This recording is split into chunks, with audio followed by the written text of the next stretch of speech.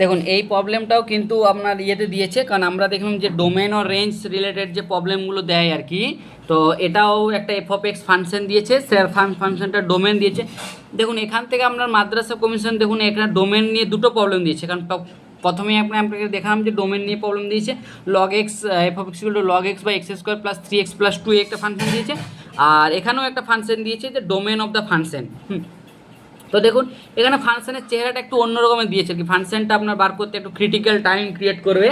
তো সেই ক্ষেত্রে ডোমেনটা বার করতে বলছে। ডোমেনের প্রবলেম আমরা জানি যে সমস্ত এক্সের ভ্যালুর জন্য এফ অফ এক্সটার কোনো প্রবলেম হবে না, সে নিশ্চিন্তে কাজ করতে থাকবে, কোনো তার প্রবলেম ক্রিয়েট করবে না। সেই সমস্ত এক্সের ভ্যালুগুলোকে নিয়ে যে সেটটা তৈরি করা হবে সেই সমস্ত সেটটাকে বলেছে ডোমেন অফ এ ফাংশন, একটা ফাংশনের ডোমেন বলা হয়। ঠিক আছে, তো চলুন দেখা যাক যে ডোমেন অফ এ ফাংশন, একটা ফাংশনের চেহারাটা আপনি দেখুন কেমন দিয়েছে। এফ তার ভিতরে এফ এফ 1/x এইরকম একটা ফাংশন দিয়েছে, যাতে স্টুডেন্টকে কী করা হয়, যাতে স্টুডেন্টকে আপনার ভয় খাওয়ানো যায়, সে সমস্ত একটা ফাংশন দিয়ে দিয়েছে। তারপর বলেছে ফাংশনটা ডোমেন করে, বাট ইজিলি প্রবলেমটা আপনি সলভ করতে গেলে অটোমেটিক আপনার প্রবলেমটা সলভ হয়ে যাবে। ঠিক আছে, বাট স্টুডেন্টদেরকে ভয় করানোর জন্য এক্সামিনার এই কোশ্চেনটা সেট করেছে। তো দেখুন কী হচ্ছে, আপনাকে দিয়েছে যে এফ অফ এক্সের মানটা কত দিয়েছে, 1 - x/1 + x। ঠিক আছে, 1 - x × 1, তাহলে এফ অফ এক্সের মান দিয়েছে আপনার 1 - x/1 + x। দেখুন আপনাকে বার করতে বলেছে এফ অফ 1/x। তো আমি আপনাকে প্রথমে এফ অফ 1/x এর মানটা ভ্যালুটা বার করছি। তাহলে এক্সের জায়গায় তখন 1/x পুট হয়ে যাবে। সো 1/x যদি পুট হয়ে যায়, দেখুন 1 - 1/x = x - 1, আর এখান থেকে আপনার আসছে এইখানে x/x + 1, এখান থেকে x/x + 1 x - 1/x + 1 এটা আপনার পড়ে রয়েছে। ঠিক আছে, ঠিক আছে, তাহলে আপনার পড়ে রয়েছে এফ অফ 1/x এর মানটা x - 1/x + 1। ঠিক আছে, আমি আপনাকে প্রথমে ফাংশন ডোমেন দেখছি না, ফাংশনে আমি পুরো ভ্যালুটা ক্যালকুলেট করছি যে অ্যাকচুয়ালি ভ্যালুটা আসছে কি, যে এই যে ভ্যালুটা আপনাকে দিয়েছে এফ অফ এফ, তারপর আমি আপনাকে লাস্টে দেখাবো যে ডোমেন কী করে বার করতে হচ্ছে। তো দেখুন এফ অফ আরেকবার এফ লাগিয়ে দিচ্ছি, তো এফ অফ 1/x মানে কত হবে, সো এফ অফ এক্সের জায়গায় এফ অফ 1/x পুট করে যাবে, এফ অফ 1/x পুট করে যাবে। সো এফ অফ 1/x এর মান যদি আপনি পুট করে দেন x - 1/x + 1। ঠিক আছে, সেখান থেকে আপনি এটা x - 1/x + 1 পুট করে দেন। তো এটা যদি পুট করে দেন দেখুন 1 - x/1/x + 1। সো এটাকে আপনি যদি এলসিএম করে ক্রিয়েট করেন, দেখুন আপনার পড়েছে x + 1 - x + 1, এখান থেকে x + 1 + x - 1। সো এখান থেকে ওপরে দেখুন এখানে x আর x এ কেটে যাচ্ছে, 1 1 + 2 পড়ে রয়েছে, এখানে -1 + 1 কেটে যাচ্ছে, তো নিচে 2। So this equal to F of 1/x। So F of 1/x এর মানটা কত হচ্ছে 1/x। ঠিক আছে, ধরুন আরেকবার যদি এফ নেন, তখন আপনাকে এখানে টোটাল 3বার এফ বলেছে, একবার দুবার তিনবার, তো আমি দুবারের এফের বের করে নিলাম। দুবারের এফের মান হলো 1/x, তিনবার এফের মানটা আরেকবার বার করে। তাহলে আপনি যদি আরেকবার এফ অফ 1/x ক্রিয়েট করেন, এফ অফ 1/x এর মানটা, সো এফ অফ 1/x এর মানটা কত হয়ে যাবে, এফ অফ 1/x। ঠিক আছে, সো এফ অফ 1/x এর মানটা কত হয়ে যাবে 1 - 1/x 1/1 + x। সো এখানে আপনার পড়েছে x - 1/x।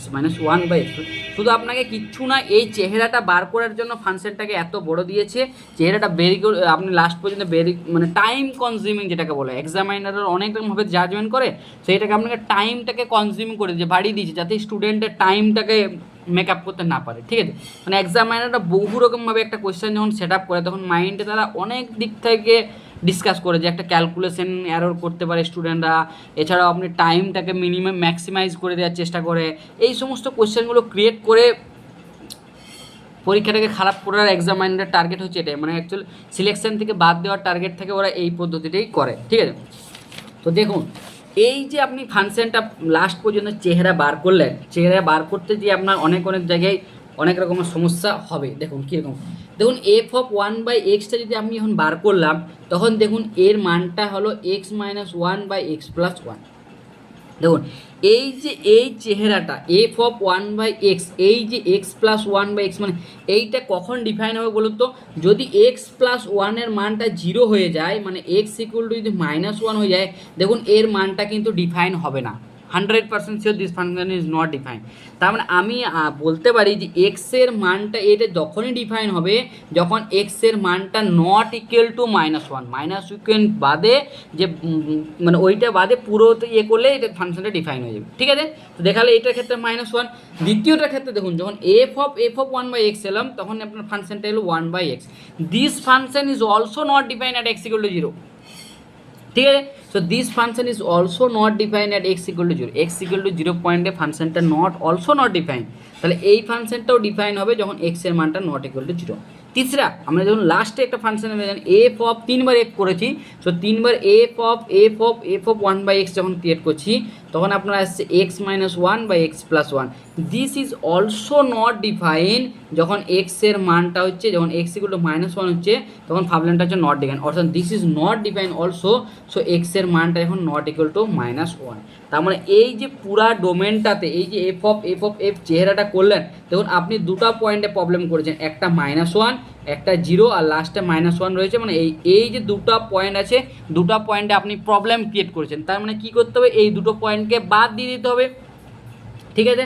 আর যেহেতু দেখুন এখানে পুরো স্পষ্ট করে লেখা আছে যে এফ অফ এক্স একটা ডোমেন দেওয়া আছে, আর আমরা সবাই জানি যে ডোমেন রিয়েল নাম্বার থেকে হয়, কোন পুরো ডোমেনকে ডিফাইন করে রিয়েল নাম্বারের মধ্যে। তাহলে রিয়েল নাম্বারের মধ্যে আপনার শুধু দুটো পয়েন্ট আছে যে প্রবলেমগুলো এই ফাংশনটাকে ক্রিয়েট হতে বা ডিফাইন হতে প্রবলেম করছে, তো সেই প্রবলেম পয়েন্টগুলোকে বাদ দিয়ে দিন। সো রিয়েল নাম্বার থেকে -1 আর 0 এই যে দুটো পয়েন্ট আছে এই দুটো পয়েন্টকে যদি আপনি বাদ দিয়ে দিন ফাংশনটার কোনো প্রবলেম নেই, কোনো টেনশন নেই, অটোমেটিক ফাংশনটা ডিফাইন হয়ে যাবে শুধু এই দুটো পয়েন্টকে বাদ দিয়ে দিলে। সো এই যে পুরো সেটটা হলো এই সেটটাই হয়ে গেল যে এফ অফ 1/x এই যে ফাংশনটা আছে সেই ফাংশনটার ডোমেন। সো এখান থেকে আপনি দেখুন অপশান বিতে এইটা দেওয়া আছে যে রিয়েল নাম্বার থেকে 0 আর 1টাকে বাদ দিলে এই ফাংশন। সো এইটা আপনার হয়ে গেল অপশান অ্যান্সার, ঠিক আছে। ডোমেন রিলেটেড প্রবলেম যথেষ্ট ইম্পর্ট্যান্ট প্রবলেম, ভালো ইয়ে দিয়েছিল, ঠিক আছে। আর এইটা সাধারণত আমরা ইন্টিজারের প্রবলেম, আর এটা আমাদের সাধারণত ক্যালকুলেশন ব্যাস যে যেরকমভাবে ক্যালকুলেটিভ করতে পারে ক্যালকুলেশনটাকে চেক করছে এক্সামাইনাররা কীভাবে, ঠিক আছে। দেখুন কি কোশ্চেনটা ইজি প্রবলেম, ঠিক আছে। The unit digit of 399 is কত? মানে ইউনিট ডিজিট মানে কি বলুন তো, মানে ধরুন একটা নাম্বার দিয়েছে আপনাকে 1 2 3 4 5 6, ঠিক আছে। এই নাম্বারটার ইউনিট ডিজিট মানে কোনটা বলুন তো? লাস্ট ডিজিটটা, এই যে লাস্ট ডিজিট যেটা পালছে সেটাকে বলা হয় ইউনিট ডিজিট, ঠিক আছে। মনে করুন আপনাকে একটা নাম্বার দিল 400, মনে করুন 407, তো এই 7 এইটার ইউনিট ডিজিট কত বলুন তো? এটা ইউনিট ডিজিট হচ্ছে 7, ঠিক আছে। তো সেই নাম্বারটাকে দেখুন এইখানে দেখুন আপনি তো 399 ক্যালকুলেশন করতে তো আপনার 1 বছর লেগে যাবে সাইন। তো এই সমস্ত প্রবলেমগুলোর ইউনিট ডিজিট সলভ করতে গেলে কীভাবে সলভ করা যাবে, কারণ এটাকে গুণ করে তো পসিবল নয়, কারণ 399 আমার এই খাতাটাতেও প্রবলেমটা যে ক্যালকুলেশন আসবে আমার এই খাতাটাতেও ধরবে না, ঠিক আছে। তো 399 ক্যালকুলেশন করতে যায় তার মানে এই যে নাম্বারটা আসছে এই নাম্বারটা কী করে আসছে বলুন তো? যে যেই এই নাম্বারটাকে যদি এই নাম্বারটাকে আপনি 10 দিয়ে ভাগ করেন যে নাম্বারটা আসবে সেই নাম্বারটাই হবে ওই নাম্বারটার ইউনিট ডিজিট লাস্ট ডিজিট। দেখুন এই 407কে যদি 10 দিয়ে ভাগ করেন দেখুন 7 আপনার রিমাইন্ডার পড়বে, এই 7 হয়ে গেল এই ফাংশনটার ইউনিট ডিজিট, ঠিক আছে। তো সেইটাই আপনাকে 10 দিয়ে ভাগ করার পর যে রিমাইন্ডারটা পড়ে থাকবে সেই রিমাইন্ডারটা আপনাকে বার করতে হবে। দেখুন unit digit of 3/9 is equal to the reminder of 399 when this divided the 10। যখন 10 দিয়ে ডিভাইড করা হচ্ছে সেইটার যে ইউনিট ইয়েটা পড়ে হয়েছে সেইটাকে বলা হচ্ছে ইউনিট ডিজিট, ঠিক আছে। তো ইউনিট ডিজিটকে 10 দিয়ে ভাগ করার জন্য কী করে ভাগ করবে দেখুন, তো আপনি ভেঙে দেন, যদি 3 স্কোয়ার করেন এগুলো 9 হচ্ছে, 3 স্কোয়ার এগুলো 9, সো 9-এর সঙ্গে -1 যদি জোড়ে দেন তাহলে 9 আর 10, তাহলে 10 দিয়ে ভাগ করা হয়ে যাচ্ছে। সো 3 স্কোয়ার -1 কনভেনশন mod 10, ঠিক আছে। সো এই আপনি যদি উভয় পক্ষে হোল স্কোয়ার করেন, so 3 square into whole square convention mod 10, তার মানে 3/4, দেখুন 3/4 এর মানটা 81 হয়, 81 থেকে আপনি 1 বিয়োগ করেন দেখুন 80 বিয়োগ হয়ে যাচ্ছে, ঠিক আছে। তো হয়ে যাচ্ছে। সো এইটার যদি আপনি যতই পাওয়ার করুন অর্থাৎ এ কনগ্রুয়েন্স মডুলো বি যদি mod m হয় তাহলে a⁴n congruence modulo b⁴n mod m n কিন্তু হয়, ঠিক আছে। এটা কোনো প্রবলেম নেই, দিস ইজ দ্য প্রপার্টি। তো সেখান থেকে আমি হোল টু দি পাওয়ার 24 করেছি, কিন্তু কেন করেছি? কারণ আপনাকে 399 এর কাছে আসতে হবে, এই জন্যই আমি এই প্রবলেমটা করেছি, ঠিক আছে। তো 3/4 করলে দেখুন আপনার আসছে 3/96 আর 1/24 মানে 1/4।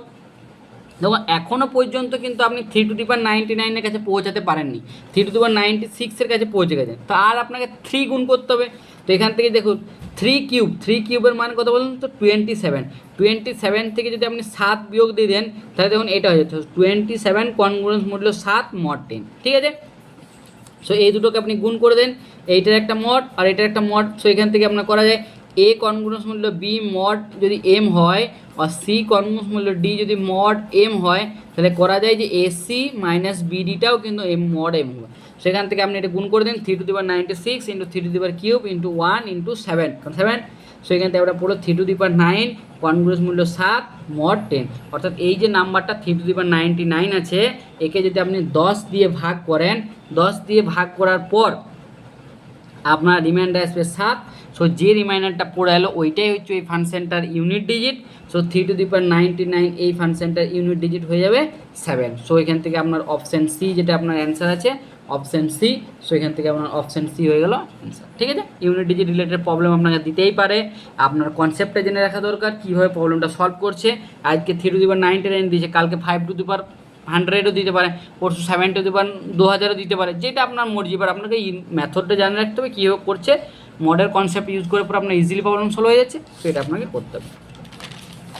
দেখুন একটা ফাংশন রিলেটেড প্রবলেম দিয়েছে, this is obviously easy problem. এটাও অনেক সময় এক্সামাইনাররা দেয়, ম্যাক্সিমাম সমস্ত কোশ্চেনে যে হার্ড দেবে সেটা নয়, কিন্তু এটাও দিয়েছে। দেখুন কি বলছে, if F of X equal to দিয়েছে, if F of X equal to দিয়েছে, এটা দেখুন ডিটারমিনেন্টের sign, determinant 1 to x4, then আপনাকে বার করতে বলেছে 2f of X minus F of 2x এর ভ্যালু কত হবে। কিছু না, সিম্পল প্রবলেম, ডিটারমিনেন্টের property. F of X equal to 1 to 2, determinant মানে কত, এইটাকে গুণ ডায়াগোনাল 1 গুণা 4 মাইনাস 2x, সো 1 গুণা 4 minus 2, so 4 minus 2x। So F of এক্সের মান হয়ে গেল 4 মাইনাস 2x, তাহলে এফ অফ এক্সের মান আপনার 4 মাইনাস 2x। আপনাকে বার করতে বলেছে কত, 2 into F of X minus F of 2x, তাহলে এফ অফ এক্সের মান হচ্ছে 4 মাইনাস 2x, ঠিক আছে। তাহলে এফ অফ 2x এর মান কত হবে, 4 মাইনাস, মানে এক্সের জায়গায় 2x পুট করে দেবে, 2x into x, 4 minus 4x, ঠিক আছে। সো এখান থেকে আপনি কী হতে পারেন, 2 minus F of x, 2f of X minus F of 2x, মানে কত হচ্ছে 2 ইন্টু এফ অফ এক্সের মান কত 4 মাইনাস 2x, সো 2 ইন্টু 4 মাইনাস 2x, আর এফ অফ 2x এর মান 4 minus 4x, 4 minus 4x। So এখানে আপনি ক্যালকুলেশন করে দেন 8 মাইনাস 4x, এখান থেকে মাইনাস 4 প্লাস 4x, 4x কেটে যাচ্ছে, 8 থেকে মাইনাস 4 দিলে 4। সো এখান থেকে আপনার 4 হচ্ছে, যেখানে অপশান আছে অপশান 4। এটা হচ্ছে আপনার 5 সেকেন্ডের ম্যাথ, জাস্ট এটা আপনার 5 সেকেন্ডের মধ্যে অঙ্কটা হয়ে যাবে। সো জাস্ট একটুকু কনসেপ্টটা বুঝলে এটা হয়ে যাবে। সো এটা দিস 4 ইজ দ্য অ্যান্সার, ঠিক আছে। দেখুন এইটাও একটা রিং থিওরির প্রবলেম, কারণ আমরা জানি যে রিং থিওরি হচ্ছে একটা ম্যাথামেটিক্সের পার্ট, যথেষ্ট ইম্পর্টেন্ট পার্ট। তো রিং থিওরির প্রবলেমটা দিয়েছে, তো দেখুন কীভাবে করা যায়।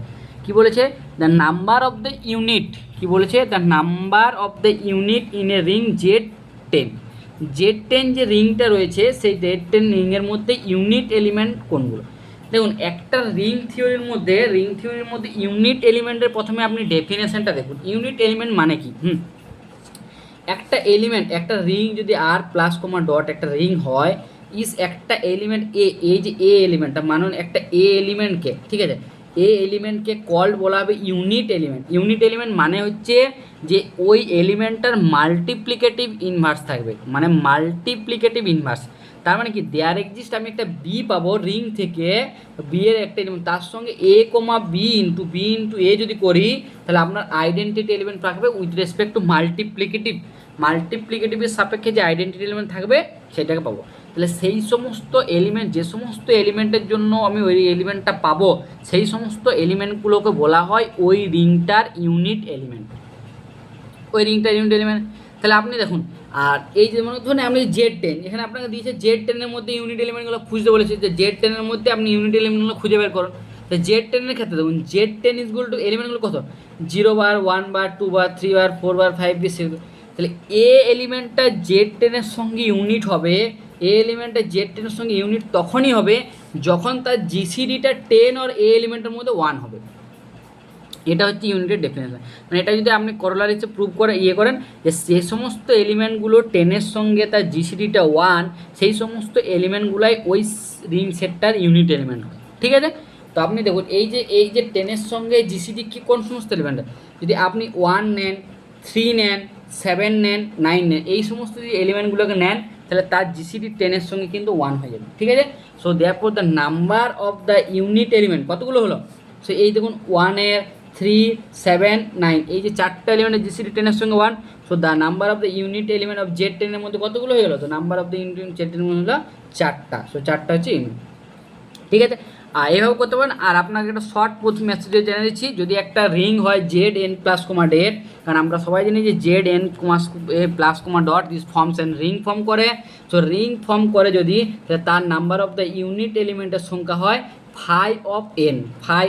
ফাই ইজ একটা ফাংশন, যে সমস্ত ফাংশন সেই সমস্ত ফাংশন যে সমস্ত জিসিডির সঙ্গে মানে এনের সঙ্গে জিসিডি যারা 1 হয় সেই সমস্ত এলিমেন্টগুলোকে যে সংখ্যাটা হয় সেই সংখ্যাটাকে বলা হয় ফাই এন। তো দেখুন Z10-এর মধ্যে number of the unit element হবে টোটাল হচ্ছে 5 and 10, আর 5 10 যদি আপনি বার করেন 5 10-এর ফর্মুলা হচ্ছে 10 ইন্টু 1 - 1/2 1 - 1/5, সো এখান থেকে আপনি ক্যালকুলেট করলে পাচ্ছেন 4। সো এখান থেকেও আপনি করতে পারেন। আপনাকে যদি বলেন যে Z100, so Z100 plus, so আপনাদেরকে একটা কমেন্টে জানাবেন যে Z100 100 ডট এই এলিমেন্টের মধ্যে দ্য নাম্বার অফ কত হচ্ছে, the number of unit element কতগুলো আছে, ঠিক আছে। তো Z100-এর মধ্যে number of the unit element কতগুলো আছে আপনারা কমেন্টে জানাবেন, অ্যান্সারটা কতগুলো হবে, ঠিক আছে। চলুন দেখুন, এটাও একটা গ্রুপ থিওরির প্রবলেম, আর গ্রুপ থিওরি যথেষ্ট ইম্পর্ট্যান্ট পার্ট আমরা জানি।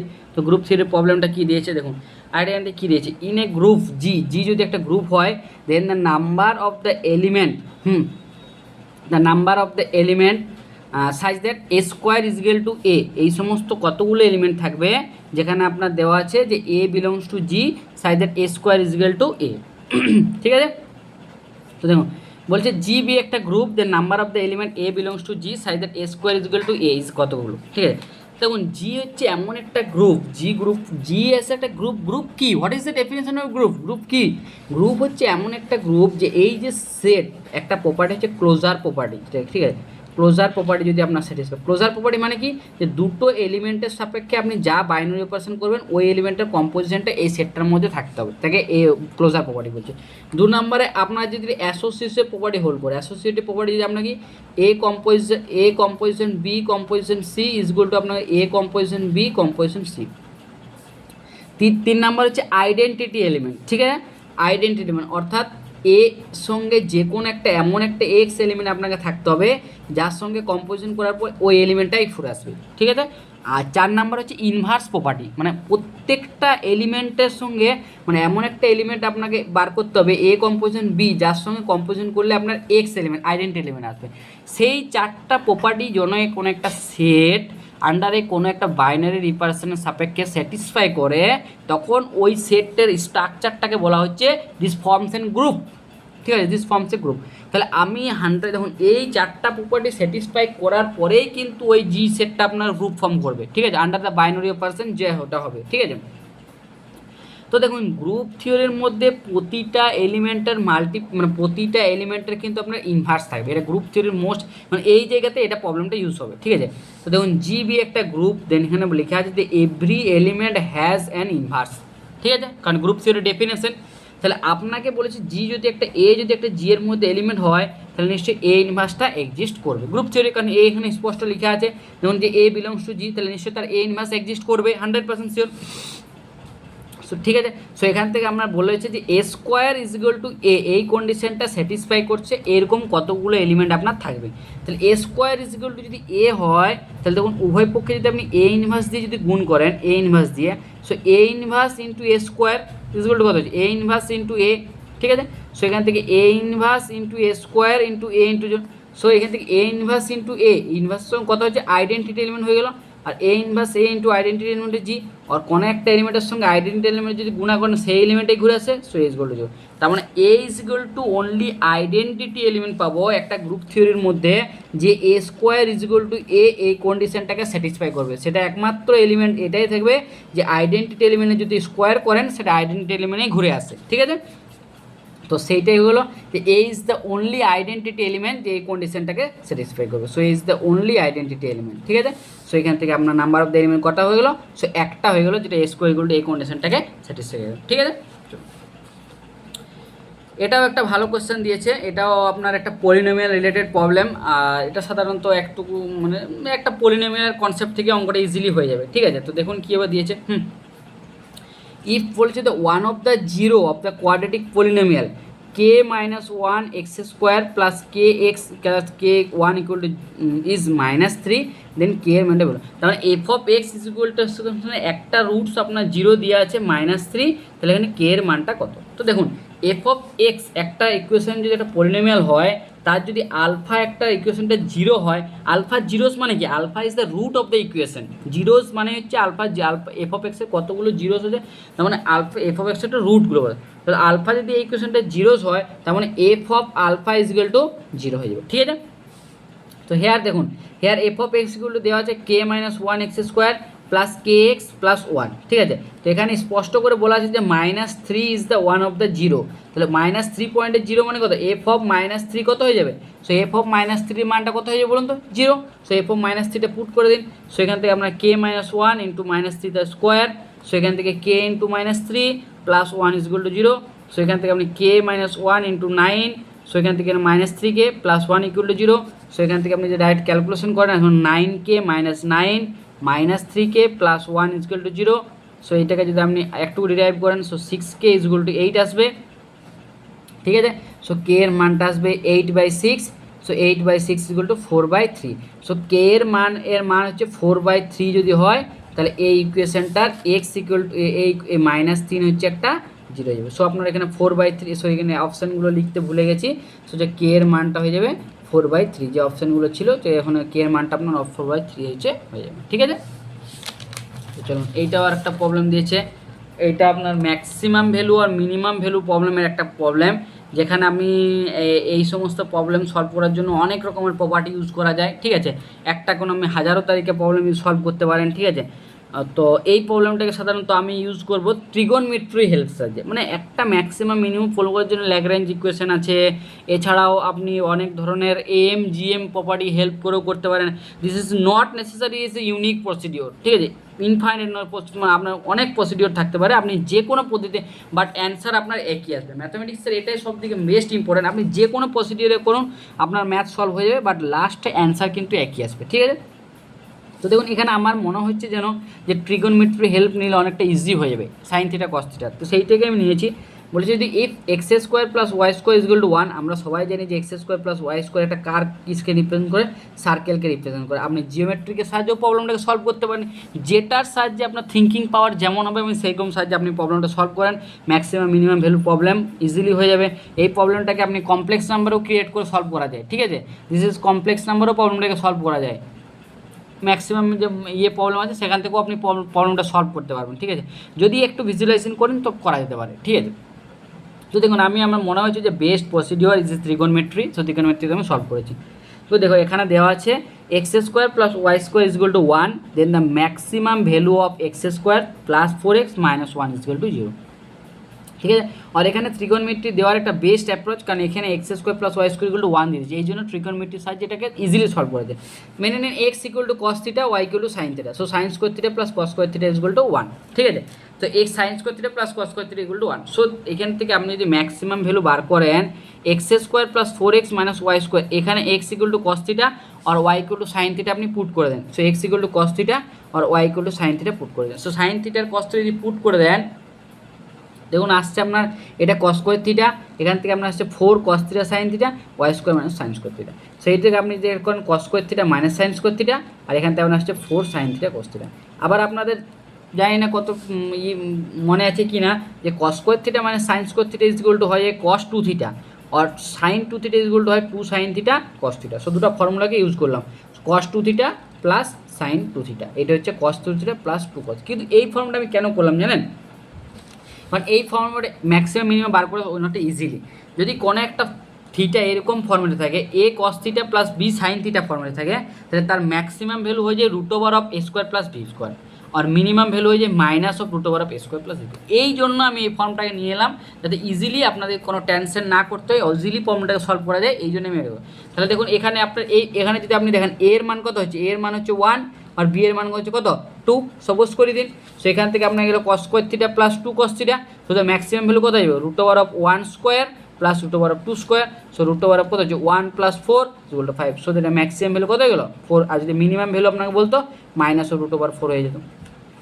সো এখান থেকে আপনার দেখুন অপশান ডিতে দেওয়া আছে, অপশান ডিতে দেওয়া আছে রুট ওভার অফ 5। সো এখান থেকে রুট ওভার অফ 5। অনেক সময় কী হলো, অনেক সময় আমরা ম্যাক্সিমাম সঙ্গে আমি জিজ্ঞেস করেছিলাম আমার ফ্রেন্ড বাগেরাকে, তো ওরা বলছিল এই 4 অ্যান্সার হবে, কিন্তু না, এই 4 × 1 হবে না। ঠিক আছে, তো আপনি এটাকে √5 প্রবলেমটা সলভ করে দিন। ঠিক আছে, হয়ে গেল।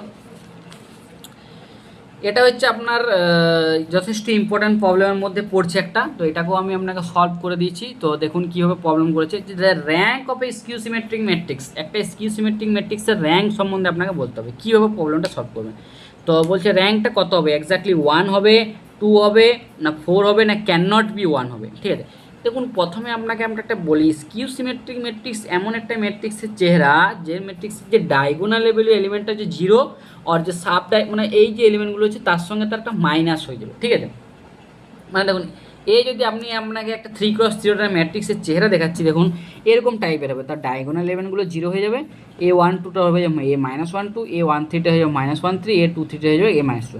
সো বিজ একটা example of A skew symmetric matrix. ঠিক আছে, তো আপনি যদি একটা স্কিউ সিমেট্রিক ম্যাট্রিক্সকে ধরে নেন, মানে ধর এ ম্যাট্রিক্সে আমি 2x দিচ্ছি, দেখুন A = 0, 1, -1। তখন আপনি একটু গেস করতে পারেন যে এ ম্যাট্রিক্সের র্যাঙ্ক কখনো কিন্তু স্কিউ সিমেট্রিক 1 হতে পারবে না।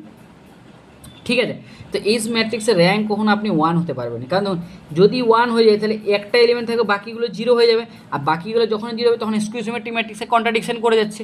কিন্তু এই ক্ষেত্রে যদি একটু ভিজুয়ালাইজেশন করেন আপনি, এটা র্যাঙ্ক ক্যান নট বি 1, আপনি ভিজুয়ালাইজেশন করে নেবেন। তাহলে আমি আপনাকে মেনে নিলাম যে স্যার আপনি কী করে গ্যারান্টি দিচ্ছেন যে স্কিউ সিমেট্রিক্সের মানটা 1 হবে না। ঠিক আছে, চলুন আমি প্রুভ করেও দেখিয়ে দিচ্ছি। ইফ যদি কোনো একটা স্কিউ সিমেট্রিক ম্যাট্রিক্সের র্যাঙ্ক 1 হয়ে যায়, ইফ পসিবল লেট, মেনে নিলাম যে স্কিউ সিমেট্রিক ম্যাট্রিক্সের র্যাঙ্ক হচ্ছে 1, চলো আমি মেনেই নিলাম যে সারা 1ই হচ্ছে। তো এখান থেকে আপনি কী করছেন, সো রো রিডিউস ফর্ম যদি করেন, তাহলে যেহেতু ম্যাট্রিক্সের র্যাঙ্ক 1, তাহলে আমরা রো রিডিউস ফর্মে কী করবো, ম্যাট্রিক্সটাকে নিশ্চয়ই এরকম ফর্মেটে লিখতে পারবো, তার একটা নন-জিরো এলিমেন্টের হিসেবে লিখতে পারবো রো রিডিউস ফর্ম করে, এটাকে থেকে আরও রিডিউস করা যাবে, কিন্তু আমি এই ফর্মটাকেই রাখছি। দেখুন A11, A12, A1.3, 0, 0, 0 এই ফর্মেটে করে, যদি এইরকম ফর্মেটে আপনি রিডিউস করতে পারেন, মানে এরকম ফর্মে রিডিউস হয়েছে, বাট এই ফর্মে যখন রিডিউস করতে যাচ্ছেন তখন কিন্তু ফাংশনটা আপনার স্কিউ সিমেট্রিক ম্যাট্রিক্স আর থাকছে না, ম্যাট্রিক্সটা স্কিউ সিমেট্রিক ম্যাট্রিক্স থাকছে না। সো এই যে র্যাঙ্ক যদি 1 হয়ে যায়, তাহলে স্কিউ সিমেট্রিক ম্যাট্রিক্সের যে প্রপার্টি আছে সেটাকে কন্ট্রাডিকশন করে যাচ্ছে। সো এখান থেকে অবভিয়াসলি বলা যায় যে একটা স্কিউ সিমেট্রিক্সের ম্যাট্রিক্সের র্যাঙ্ক কখনো 1 হবে না, এটা 100% শিওর, ম্যাট্রিক্সের র্যাঙ্ক কখনো 1 হবে না। সো দিস ইজ একটা ম্যাট্রিক্সের র্যাঙ্ক কখনো 1 ইজ নট পসিবল।